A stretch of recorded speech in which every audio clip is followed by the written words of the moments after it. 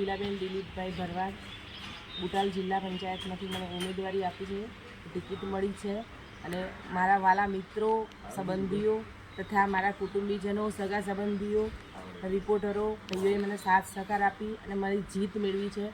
જીત મારી એકલાની નથી, હું મારી જ છું. ખરેખર આ જીત મારી એકલાની નથી, પરંતુ મારા વહાલા મતદાર મિત્રો તથા બધા વડીલો તથા રિપોર્ટરો ભાઈઓની તથા બધાએ મને થઈને જીત મેળવાવી છે. આ તમારી અતૂટ શ્રદ્ધા અને આશીર્વાદનું પરિણામ છે.